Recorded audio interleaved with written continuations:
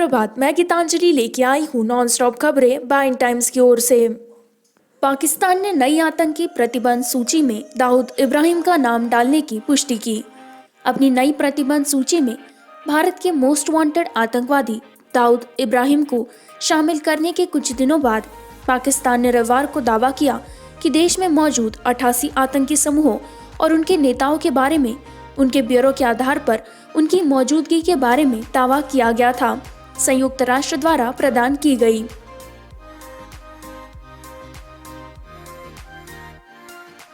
कोविड-19 ने प्रौद्योगिकी विशेषज्ञता के पुनरुद्धार का नेतृत्व किया। इन्फोसिस के सह संस्थापक नंदन नीलेकनी कहते हैं, कोरोना वायरस महामारी ने प्रौद्योगिकी और विशेषज्ञता के पुनरुद्धार का नेतृत्व किया है और यह एहसास दिलाया है कि दुनिया के भविष्य के लिए गहन ज्ञान और गहन प्रौद्योगिकी की आवश्यकता है। इन्फोसिस के सह संस्थापक नंदन नीलेकनी ने रविवार को कहा।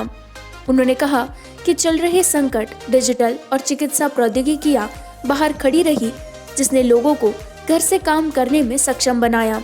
अन्य चीजों के अलावा और बेहतर परीक्षणों, दवाओं और टीकों को विकसित करके वायरस से निपटने में मदद की।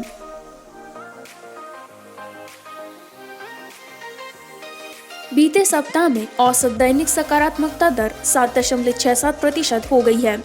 लगातार 6 दिनों के लिए 8 लाख से अधिक नमूनों का परीक्षण। भारत के कुल कोविड-19 परीक्षणों ने 3.52 करोड़ का आंकड़ा छुआ है, जबकि पिछले सप्ताह की तुलना में 3 से 9 अगस्त के दौरान औसत दैनिक सकारात्मकता दर 9.67% से नीचे आ गई है। केंद्र ने रविवार को कहा कि 69,249 संक्रमणों के एकल दिवसीय स्पाइक भारत के कोविड-19 केस लोड 30,44,940 तक बढ़ा है, जबकि 24 घंटे की अवधि में 912 मृत्यु के साथ मरने वालों की संख्या 56,706 हो गई है।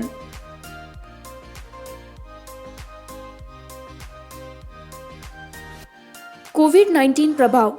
आरटीआई ने पाया 5 महीने में 1.78 करोड़ रेल टिकट रद्द। कोरोना वायरस महामारी के कारण रेलवे ने इस साल मार्च से 1.78 करोड़ से अधिक टिकट रद्द कर दिए हैं और 2,727 करोड़ रुपए की राशि वापस कर दी है। एक आरटीआई मिली है।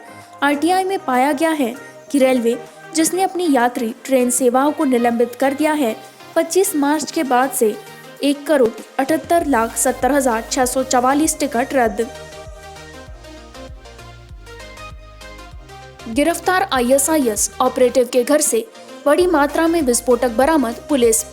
मध्य यूपी के बलरामपुर जिले से संदिग्ध आईएसआईएस के ऑपरेटिव अबू यूसुफ उर्फ मुस्तकीम के घर से भारी मात्रा में विस्फोटक मिलने के बाद दिल्ली पुलिस ने संयुक्त कार्रवाई में यूपी नेटी टेरर स्क्वाड एटीएस के साथ मिलकर यूसुफ के पिता कफील अहमद और इनके 3 रिश्तेदारों को गिरफ्तार किया।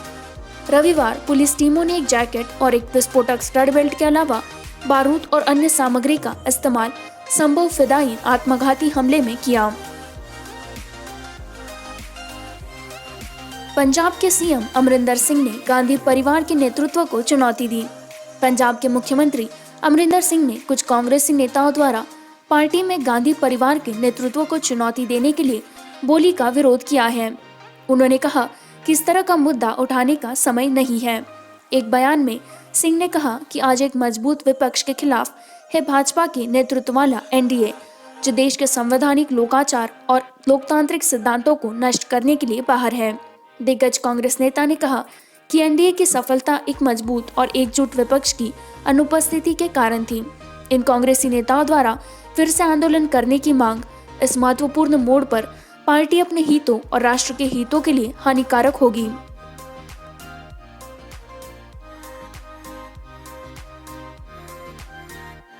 सुशांत की मौत। सीबीआई ने अभिनेता के फ्लैट का दौरा किया, उसके दोस्त से पूछताछ की।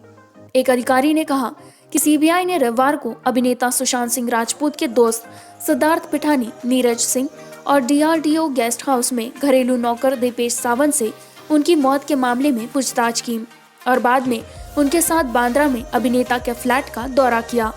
एक अधिकारी ने कहा कि कल सुबह पिठानी, नीरज और सावंत डीआरडीओ के कलीना स्थित डीआरडीओ गेस्ट हाउस में अलग अलग पहुंचे, जहां केंद्रीय जांच ब्यूरो सीबीआई के अधिकारी इस मामले की जांच कर रहे हैं।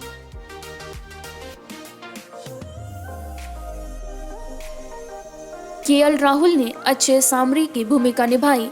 बेंगलुरु हवाई अड्डे पर सीआईएसएफ कर्मियों ने पीपीई हुड दान दिया। भारतीय बल्लेबाज केएल राहुल ने बेंगलुरु के कैंपगौड़ा अंतर्राष्ट्रीय हवाई अड्डे पर तैनात केंद्रीय औद्योगिक सुरक्षा बल सीआईएसएफ के कर्मियों को व्यक्तिगत सुरक्षा उपकरण पीपीई हुड दान किए हैं। राहुल ने कहा कि चल रही कोविड-19 महामारी के बीच सीआईएसएफ को सुरक्षित और आरामदायक महसूस कराना हर किसी की जिम्मेदारी है। इसी के साथ मैं संवाददाता गीतांजलि आपसे विदा लेती हूँ। इसी तरह की नॉनस्टॉप खबरों को जारी रखने के लिए बाइन टाइम्स हिंदी को लाइक करें, सब्सक्राइब करें, शेयर करें।